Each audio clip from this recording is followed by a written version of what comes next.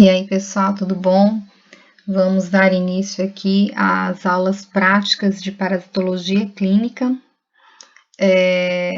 Hoje a gente vai iniciar falando sobre o exame macroscópico das fezes.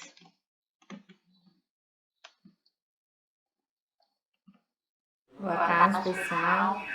Vamos dar continuidade ao assunto da disciplina de parasitologia e hoje nós vamos abordar o exame parasitológico de fezes.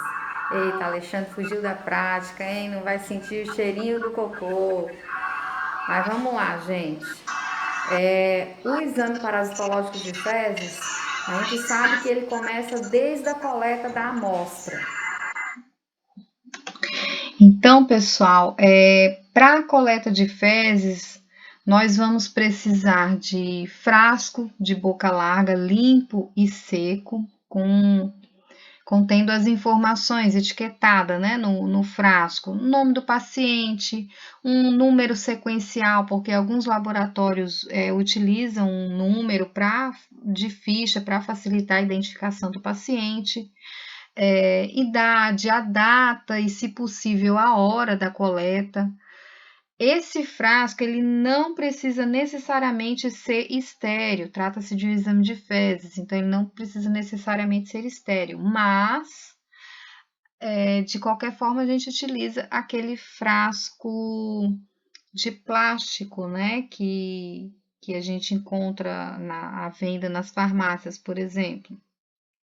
Em relação aos conservantes, as fezes elas podem ser mantidas em ambiente frio, de geladeira, por até 48 horas. O ideal é realizar o exame parasitológico de fezes logo após a coleta, mas a gente sabe que nem sempre isso é possível. Então, a gente pode utilizar também substâncias químicas para auxiliar na conservação. Os mais utilizados que nós temos é o formol a 10%, o MIF, que é uma substância preparada a partir da mistura de mertiolate, iodo e formol, e vai atuar aí como conservante, e SAF, que é uma substância preparada a partir de sódio, acetato e formol. Boa tarde, pessoal. Em relação ao exame macroscópico, né? Esse é o frasco em que eu falei para vocês, que eu acredito que todos vocês conhecem, né? O frasquinho para coletar fezes e urina. Nele a gente vai fazer a identificação, né? Vai colocar uma etiqueta para identificar a data, o paciente, né? E a partir dessa amostra, quando a amostra chega no laboratório, a gente já começa a fazer um exame macroscópico dessas fezes. E aí a gente vai analisar a consistência das fezes, o odor, a cor, se tem a presença de elementos anormais, como muco, sangue ou excesso de gordura. A gente pode visualizar também a presença de vermes adultos ou parte de parasitos adultos.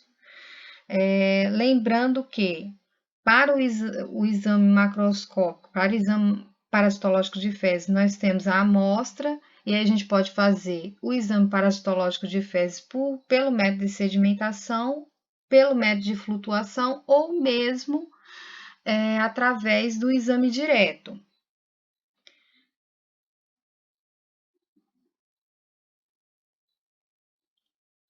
E aí, gente, no exame parasitológico de fezes, a gente vai ter vários métodos para analisar a amostra, viu? Mais na frente eu vou falar para vocês.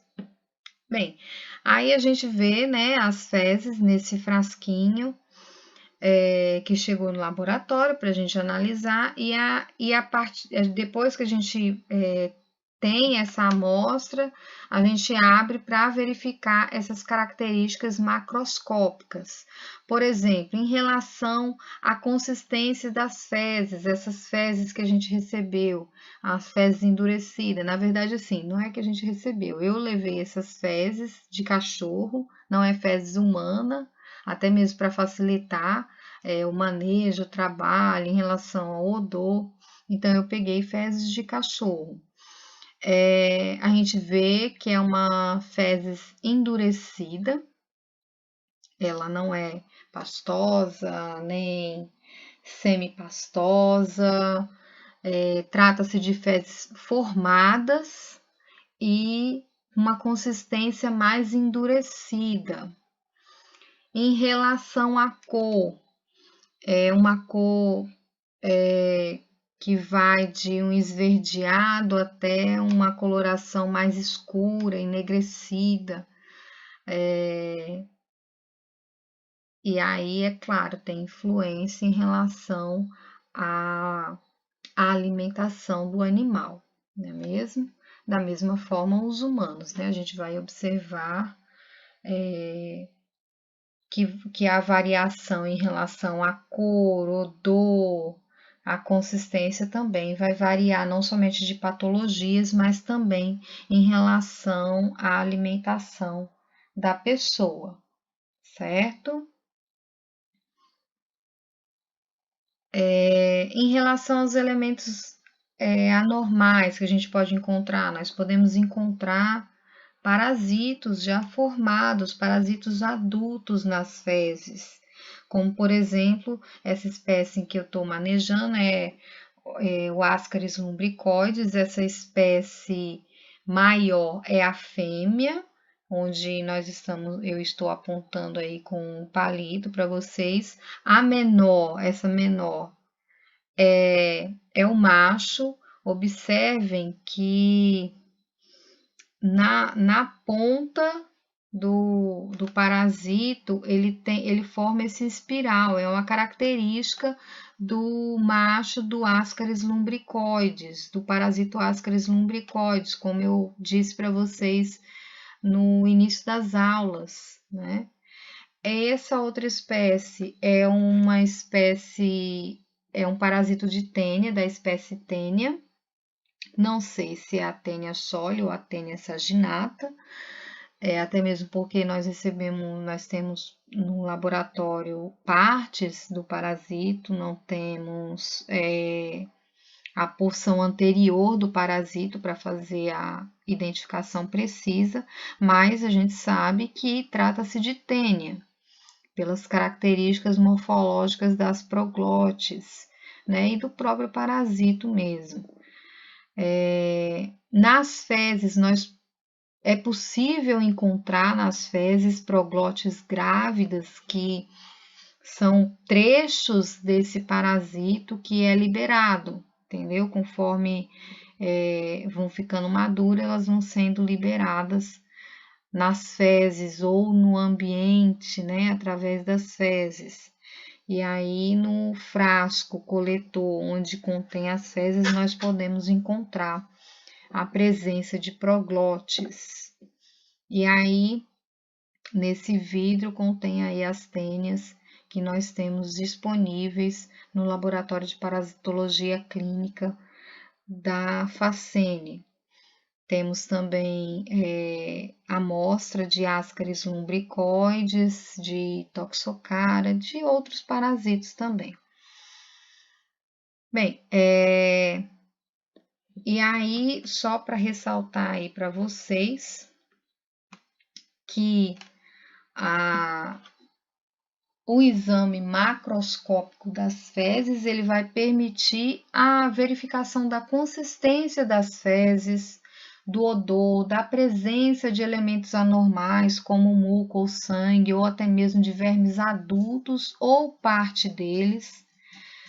As amostras fecais, elas devem ser examinadas para a presença de proglótides e de vermes adultos, assim como também para determinar a consistência, a presença de sangue, de muco e restos alimentares. e que vai favorecer o diagnóstico de patologias. Em relação à consistência das fezes, está diretamente ligada à quantidade de água que contém. Aí elas podem ser classificadas em fezes formadas, semiformadas, pastosas, diarreicas ou líquidas. É importante a determinação da consistência do material fecal, principalmente em relação aos estágios de diagnóstico dos protozoários. Os trofozoítos, eles são diagnosticados nas fezes diarreicas ou líquidas, mas também podem ser diagnosticados nas mucosanguinolentas e nas pastosas.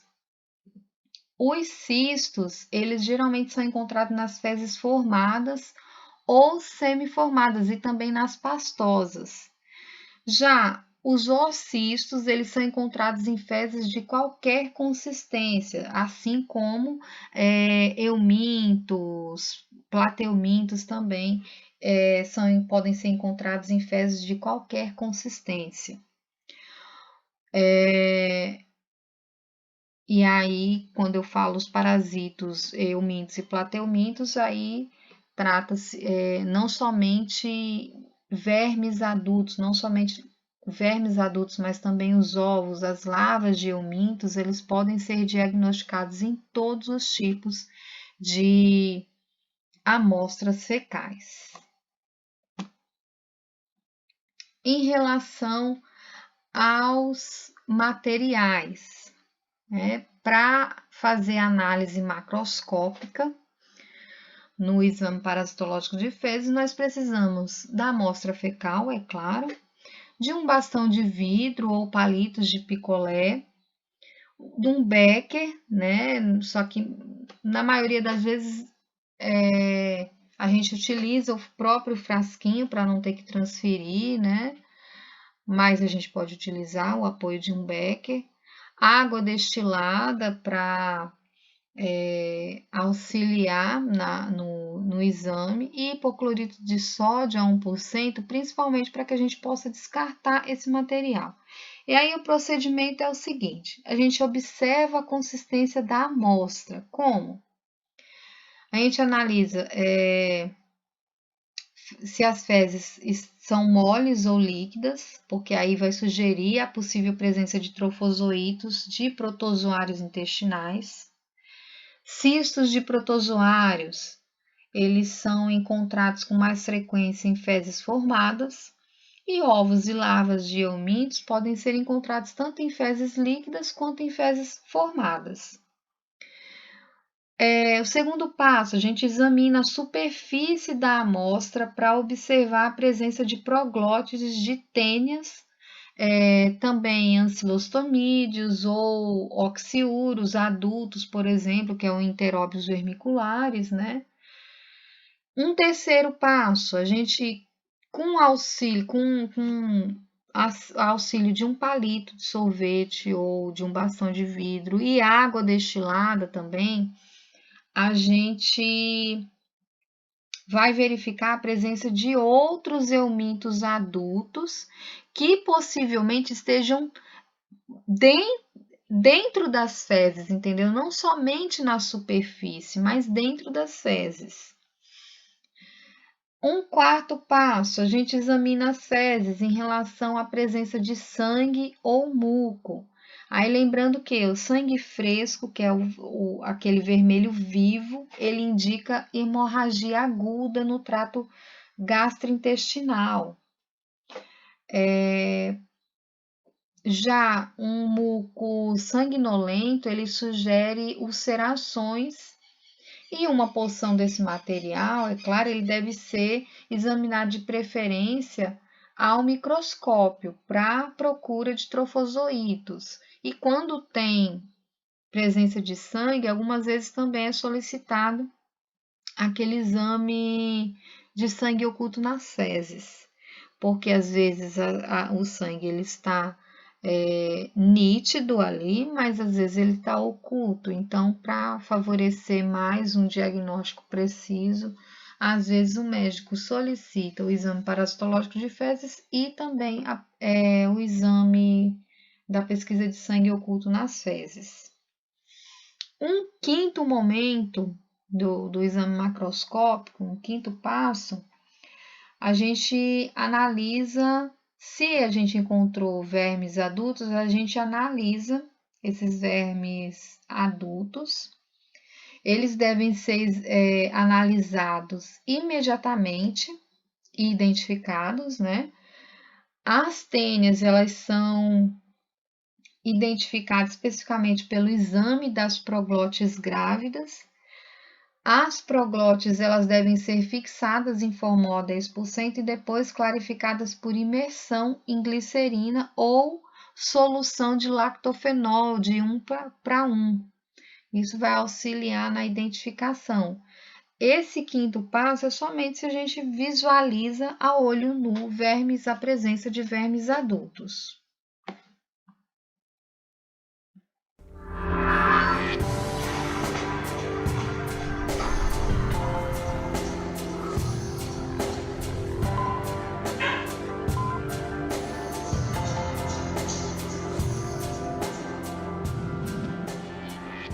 Olá! Nessa aula nós vamos falar sobre as técnicas básicas que estão relacionadas ao exame de fezes. E aí, logo nesse primeiro momento, você já se pergunta, que aula é essa? Técnicas básicas, exame de fezes, por que eu preciso saber sobre essas técnicas básicas? Por que eu preciso saber como fazer o exame de fezes? Isso não vai mudar em nada na minha vida, no meu dia a dia.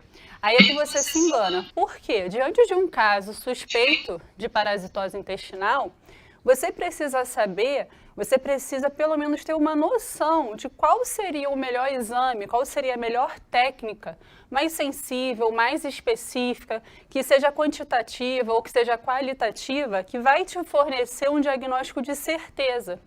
Que ali você vai ter absoluta certeza de confirmação do seu caso. Não, realmente eu estou vendo que é essa parasitose intestinal. E aí dessa maneira você vai conseguir tratar o seu paciente adequadamente. Então nessa aula de hoje nós vamos falar sobre o famoso EPF, que é o exame parasitológico de fezes.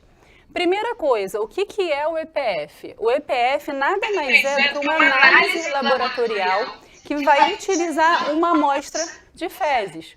Qual é o objetivo do EPF? O objetivo do EPF é investigar, é pesquisar e diagnosticar formas evolutivas parasitárias para te dar certeza que ali tem uma infecção parasitária, através da detecção de ovos, de cistos, de trofozoítas, de larvas, de qualquer forma evolutiva daquele parasita que está sendo investigado. E essas formas evolutivas, elas vão ser eliminadas juntamente com as fezes desse hospedeiro que está infectado. Por isso, o EPF.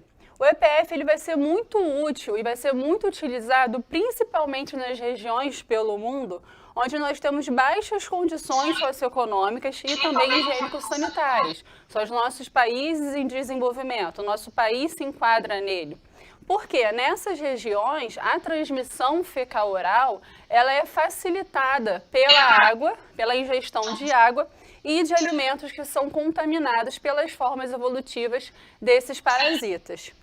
Vale lembrar também que esse EPF, ele vai ser muito importante, a técnica que vai ser utilizada vai ser muito importante dependendo da clínica que o seu paciente está apresentando, demonstrando aí, olha, como é importante que você saiba quais são as técnicas associadas ao EPF. São várias técnicas e você vai escolher uma ou outra dependendo da situação do seu paciente naquele momento.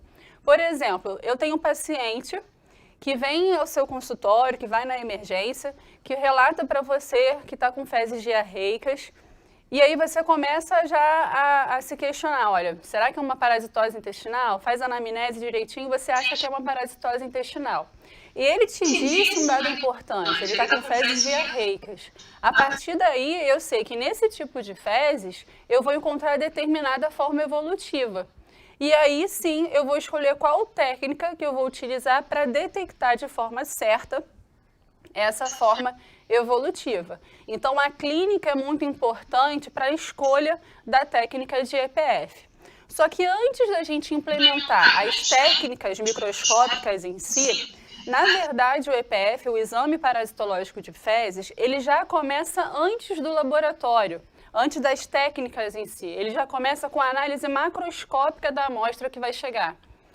Por que análise macroscópica? Porque através da análise macroscópica, eu visualizando aquela amostra que chegou para mim, você já consegue perceber se tem algo de errado ou não. Por exemplo, eu consigo já visualizar se tem a presença de sangue, se tem a presença de muco, ou ainda, em determinadas situações, se já tenho aqui larvas ou proglotes, vermes adultos presentes naquela amostra.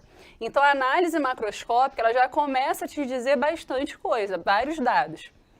Ela também tem como grande importância a análise da consistência.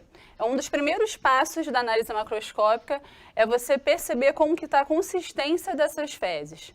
Então, pensando na consistência, a gente utiliza uma escala que é muito difundida, principalmente até na pediatria, que é chamada de escala de Bristol.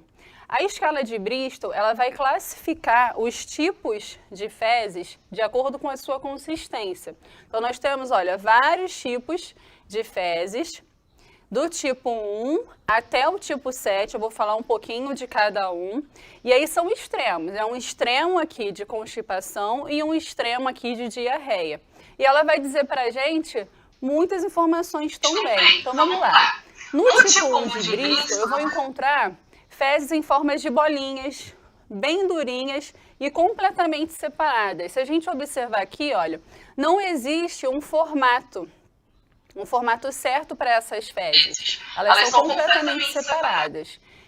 São as famosas fezes de cabrito. Quando você pergunta para o seu paciente, mas como é que estão as suas fezes? Ele fala, parece que são bolinhas, fezes de cabritinho. É isso aqui que ele está querendo te dizer. São Bristol do tipo 1. Para a gente, a informação que essas fezes está passando é que o nosso paciente ele tem uma constipação crônica, é uma constipação mais severa, de longa data. Então, você tem aqui completamente um ressecamento dessas fezes. Evoluindo na nossa escala, nós chegamos nas fezes do tipo 2, de acordo com Bristol. Nas fezes do tipo 2, eu já consigo ver um formato, as fezes já são moldadas. Só que eu também tenho bolas agrupadas, tá vendo? Que podem se separar a qualquer momento. Eu também estou vendo com esse tipo de fezes a informação que o meu paciente ele tem uma constipação. Não é uma constipação tão severa, tão longa quanto a do tipo 1, mas eu tenho uma constipação. Caminhando na escala, eu vou ter então a Bristol do tipo 3. E olha aqui, olha, eu já consigo observar que além de serem fezes moldadas, eu tenho um formato, é o formato de salsicha que a gente fala. Só que se a gente observar a superfície dessas fezes, essa superfície é uma superfície cheia de rachaduras. Mesmo assim, mesmo ela sendo com rachaduras, eu já consigo ver esse formato e vocês já conseguem ver que não tem nenhuma parte se soltando. Então, eu considero esse tipo de fezes um tipo normal. Evoluindo, nós chegamos ao tipo 4, que também tem, olha, o formato de salsicha, só que é compridinha, é mais compridinha. E a superfície é diferente da do tipo 3.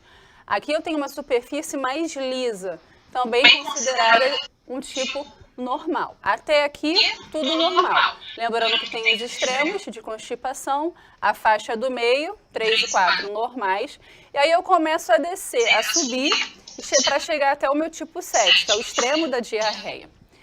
No tipo 5, eu já vou ter aqui as fezes não mais moldadas, são fezes não moldadas, em pedaços, moles, e aqui eu já começo a perceber que tem algo de errado acontecendo ali no organismo, no intestino do meu paciente. Nesse caso, a primeira informação que vem para a gente é que está acontecendo uma deficiência de fibra, provavelmente relacionada à dieta desse paciente. Então, mas nesse primeiro momento é uma deficiência de fibra, eu já não tenho mais essas fezes moldadas. Evoluindo, eu chego ao tipo 6. No tipo 6, além de serem fezes não moldadas, como dá para perceber aqui, são fezes pastosas, e semilíquidas ou semilíquidas. Ou seja, eu ainda tenho um conteúdo sólido aqui, mas já está ficando bastante mais liquefeito. Nesse tipo de fezes, eu já considero que tem um quadro de diarreia, só que é uma diarreia mais branda, porque eu consigo ainda ter elementos sólidos.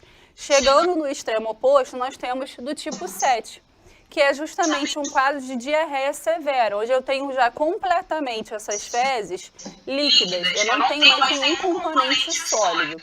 Aí você se pergunta, por que, além de saber que o meu paciente está com constipação, além de saber que as fezes estão normais, ou que ele tem alguma deficiência de fibra, ou que ele está com diarreia, por que eu preciso saber a escala de Bristol?